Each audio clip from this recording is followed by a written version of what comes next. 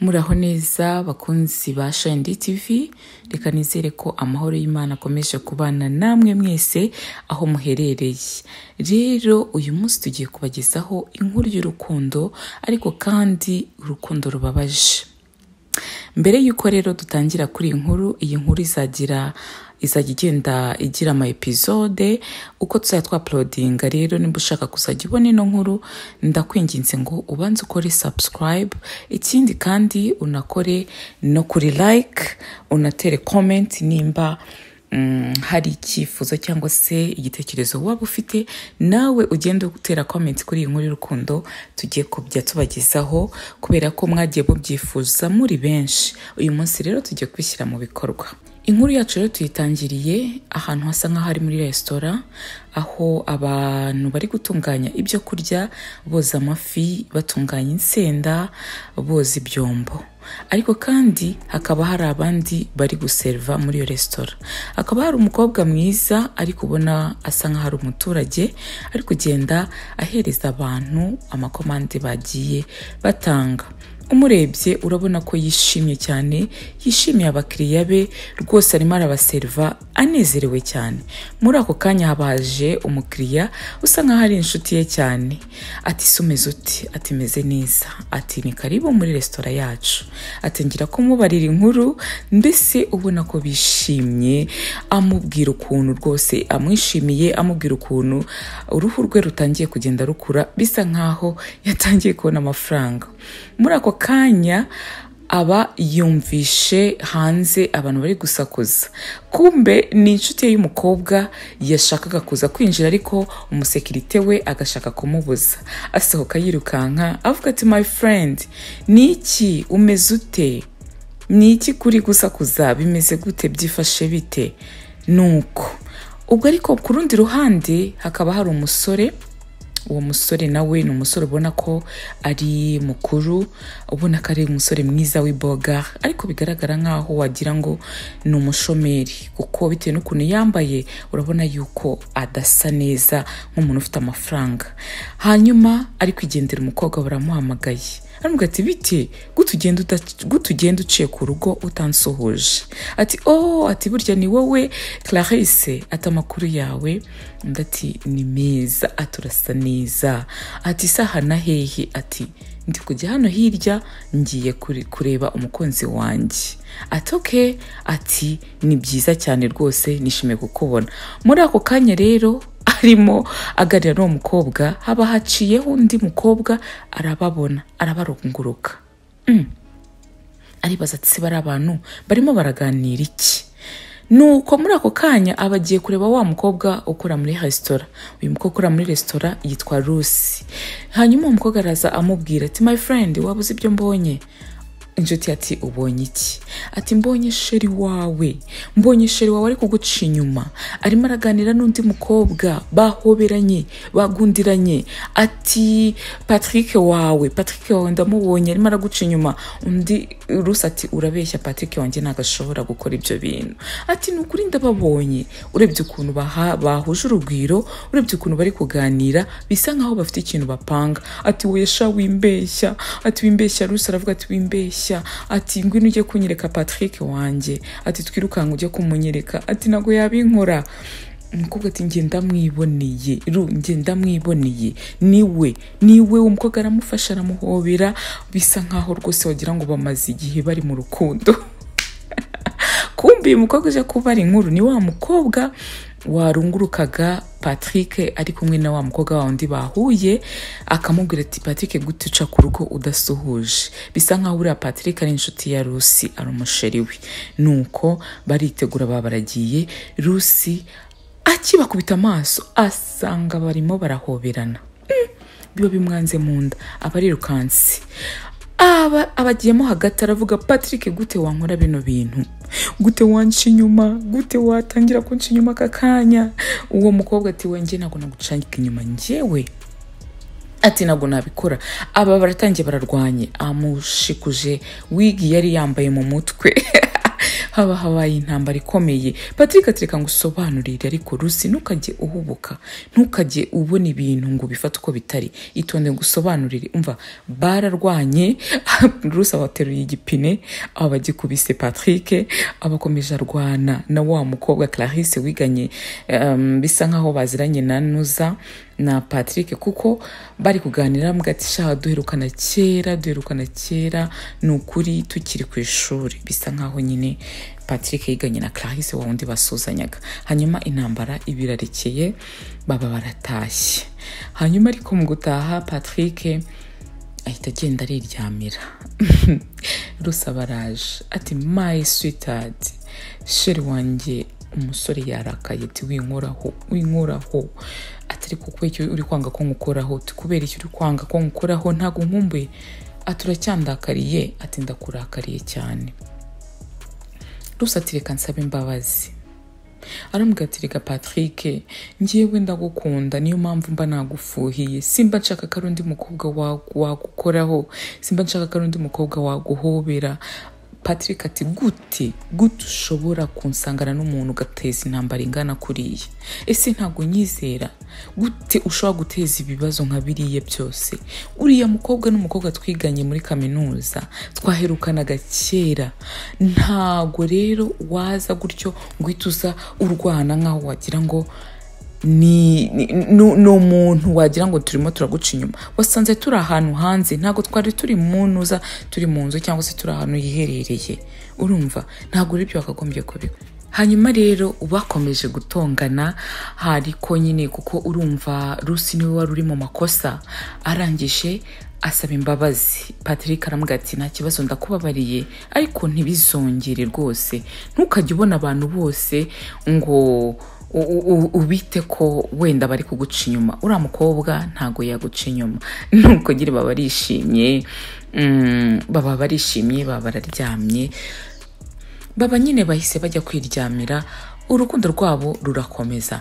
Ariko ku rundi ruhande hakaba hari undi mukobwa mwiza rwose, uteye neza, ariko ubona ko byacanze. Ari mu modoka, bisa nkaho ari nijoro, ari mu rugendo, ariko imodoka ye bisa nkaho igize ikibazo. Ahamagara umukanishi aramufasha, ibibazo birakemuka. Uyu mukobwa biragaragara ko ari umukobwa ufite amafaranga, bitewe n'imodoka atwaye, bitewe n'imyambarire ye, bitewe n'ukuntu ameze. Uyu mukobwa rero yaje kugera mu rugo, bisa nkaho uyu mukobwa abana na mama we wenyine mu rugo. Yagise mu rugo rero, mama we ati ni karibu umwana wanjye, ese ko watinze byakugendekeye biti? Aramusubiza ati ma natinze, nagize ikibazo imodoka yamfiriyeho. Mama we aramubwira ati icara hano tubanze tuvugane. Uyu mukobwa bamwita Juliet abaricaye aganira na mama we. Juliet abwira mama we ati mama ndananiwe rwose, umbabarire nimba ari ikintu ugiye kumbwira ugire vuba kuko ejo mfite akazi mu gitondo. Mama Juliet rero aramubwira ati ariko se waretse tukabanza tukanafungura, ntago ubona ko nagutekeye ibiryo ukunda? Atereko mama nawe uri uzi kwigora. Hanyuma Juliet baricaye, baba batangiye gusangira, bararya, ubona bishimye baseka. Ariko mama Juliet abaza Juliet ariko se mwana wa, ubu ntago ubona ko majije gukura? Ubu ntago ubona ko ugeze mu gihe cyo kuba washaka umugabo? Juliet ati mama ibyo ni biki kandi utangiye? Nshaka umugabo se? Nakubwiye ko ubu ngubu ngiye mukeneye, ntago nditegura. Igihe nzaba ndi ready nzakumenyesha. Kandi ikindi ati nta hantu abagabo babakura, ntabwo ndabona uwo duhuje. Ati nyamaze nushake ugire urongorwe, dore imyaka irimo iragucika. Juliet barasetse, aramubwira ati mama izo ni blague zawe, atari kuhumura, ubwo bitangiye kukubangamira ati nzabitekerezaho. Mama Juliet aramubwira ati umva erega nkeneye n'abuzukuru, twebwe imyaka irimo iradusiga, nyine yabuzukuru, niyo mpamvu ndi kukubwira ugira ushake umugabo. Nuko hanyuma Juliet arahaguruka ashimira mama, aramubwira ati wakoze guteka rino funguro ryari riryoshye. Hanyuma mama we, ariko Juliet ataragenda, abwira mama we ati rero iriya modoka ihuri gutesha umutwe uzayihindure, ati kandi ikindi gutwara wananiwe ntago ari byiza, uzashake umushoferi uzajya gutwara, bizajya bituma ugera mu rugo utananiwe cyane, bikurinde na stress. Juliet ahita ahaguruka ahita yigendera yigira mu buriri kuryama. Reka tugaruke rero kuri Rusi ni ufite akaresitora ku ruhande, hanyuma ya nshuti ibiraje uyikunda kumuderanja kubera ko nyine ni inshuti bakuranye, baba muri quartier bakuriyemo. Arinjira aramubwira ati umeze ute inshuti yanjye, kubera ko yaje aramukanga. Lucy yararimo akubura, abaraje amukoze mu mugongo, tumeze gute inshuti yanjye, ati meze neza. Ati se wowe umeze ute, ati meze neza. Iyi inshuti ye ya Lucy yitwa Lola. Lola aramubwira ati ariko se wowe n'umubano se na Patrick bigeze hehe, ati mbabarira Lucy, ati nako Lola ujye mbabarira ibyanjye n'urukundo rwanjye ujye ureka kubyivangamo, ntago nshaka kuzongera kunteza ibibazo ngewe n'umukunzi wanjye twimereye neza, ngewe Patrick yambabariye, rero tubabarire cyane ugendere kure urukundo rwacu. Atariko Lola aramubwira ati ariko murakina, ati oya ntago ndimo ndakina, ati wendaga kunsenyera. Bigaragare ko Lucy na Patrick baba mu rugo rumwe kuko baba mu nzu imwe, ariko ntago barakora ubukwe kwa kundi abasheri babana. Nuko Lucy yiyama inshuti iramubwira ati mbabarire ntuzongere kunteranya, ibintu byo guhora ndwana na Patrick wanjye ndabirambiwe. Hanyuma muri ako kanya nibwo Patrick yaje kureba Lucy muri ka resitora ke. Bisa nkaho Patrick yabuze akazi, yirirwa mu rugo, cyangwa se yaba atari mu rugo akaza gufasha sheri we aho afite resitora. Hanyuma rero Lucy abaraje ngo my husband, amwita my husband cyangwa se Patrick wanjye, arambwira my man, sheri wanjye umeze ute, kubera icyo utishimye, kubera iki warakaye, byagenze bite, niki cyakubayeho? Ariko Lucy umva arasetsa. Lucy rero yakomeje abwira amagambo meza Patrick, bari bicaye hanze, niko yanamuzaniye ibyo kurya. Hanyuma rero Patrick abarahagurutse ashaka guhereza bizu Lucy. Reka Lucy arangiza avuga ati reka winsoma turi mu bantu, ati kuza turi mu bantu ntago dukundana, ntago uri sheri wanjye. Mu gihe rero bari muri ibyo haba haje umukozi wa Lucy, aba bahise baza boss mpuzanira amazi, ati hoya. Urumva nyine Lucy yahise abona ko umukozi we babonye, agira isoni, arangije nyine aravuga ati nta kibazo yamuzanire, abamuzaniye amazi. Patrick yoga intoki, nuko Patrick atangira kurya, ari nako nyine aganiriza umusheri we. Reka rero tugaruke ku rundi ruhande. Nibwo rero ku rundi ruhande niko wa mukobwa mwiza bisa nkaho ari umusirimu, ufite n'amafaranga, ari aho ngaho arimo aritunganya yitegura kujya ku kazi, ariko bisa nkaho wagira ngo afite ibibazo, sinzi ibyo ari byo. Barambaye abagiye ku kazi. Hanyuma rero reka tugaruke kwa Lucy ari kumwe na sheri we, aramubwira ati ariko se sheri, ubu buzima buzarangira gute, ese nta nubwo ujya unashaka akazi? Patrick aramubwira ati hari ahantu na depoje, ntegereje yuko nzajya muri interview. Ati sawa, ati reka dutegereze turebe icyo interview izavamo. Nuko wa mukobwa rero ku kazi ke, ewana n'umukobwa wiyubashye, arahagera abantu bose bagenda bamwakira, mabjari tukwakire, tugufashe bage, tugufashe ibinibi, ibiki n'ibiki. Nuko hanyuma rero Patrick na Lucy barongera barahura. Ubwo